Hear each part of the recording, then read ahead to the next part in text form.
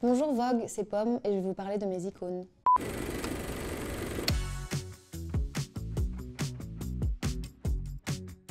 Laurie, c'est vraiment ma première idole, comme beaucoup d'enfants de ma génération.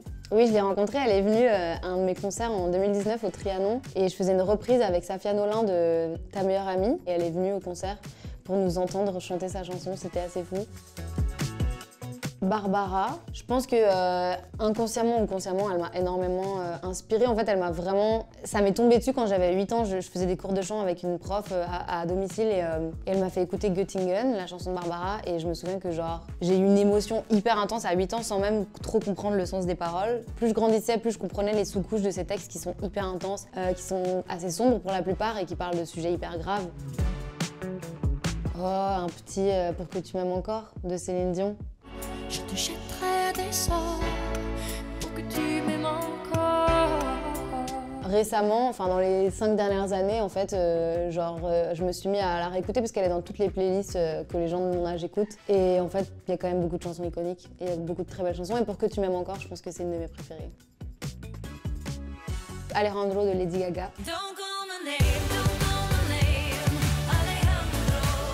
Qui est parmi ses nombreux clips, je pense mon clip préféré, qui m'a vachement marqué quand j'étais pré-ado et que c'est sorti et que j'étais en mode ok, la personne est dans une liberté totale et ouais, elle était hyper créative et à chaque fois ses clips c'était toujours un événement. Les démons de minuit.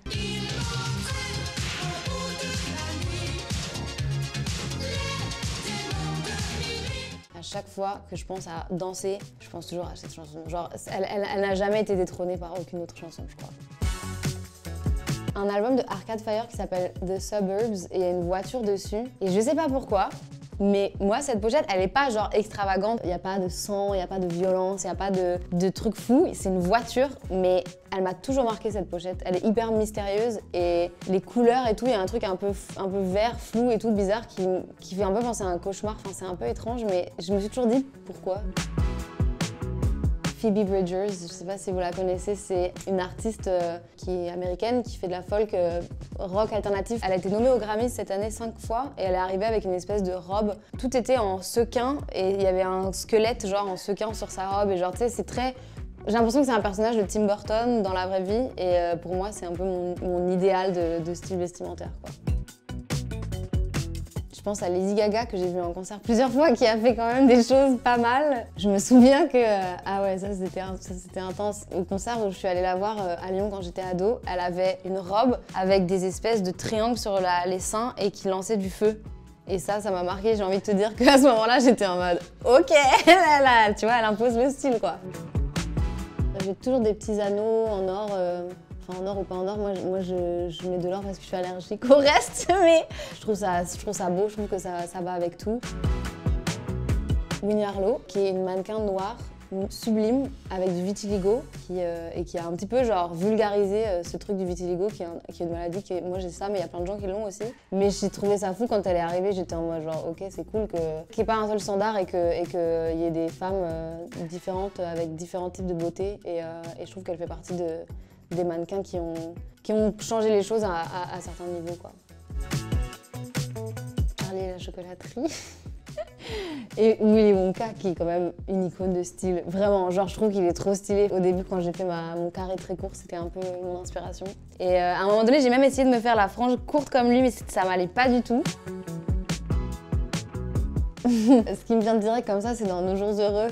Caroline, qui est la plus calme de toutes les animateurs et les animatrices, elle pète un câble et qu'elle dit on se sort les doigts du cul. Je pense que c'est ma réplique préférée. Plus rien doit traîner et on se sort les doigts du cul. Et c'est un film que je regarde toujours en riant autant quoi. Ma série préférée depuis 3 ans, c'est Handmaid's Tale. Et le personnage principal, June, c'est intense. Ce personnage, je conseille cette série à tout le monde et cette personne est fascinante dans la série.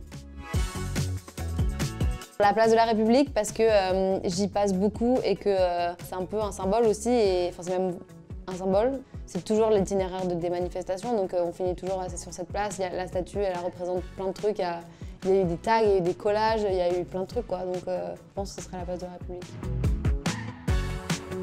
le compte Instagram de Lizzo. Elle est incroyable. Et d'ailleurs, c'est la première femme grosse et noire à faire une couverture de Vogue, il n'y a pas très longtemps. Elle fait trop du bien en fait à toute une génération, à plein de femmes. Et on parlait de corps différents, on parlait de mannequins différents et tout. Je pense qu'elle est hyper importante et que la place qu'elle occupe aujourd'hui, elle est hyper précieuse et que, ouais, je pense que c'est mon compte Instagram, un de mes comptes Instagram préférés. Merci Vogue et n'oubliez pas de vous abonner à la chaîne.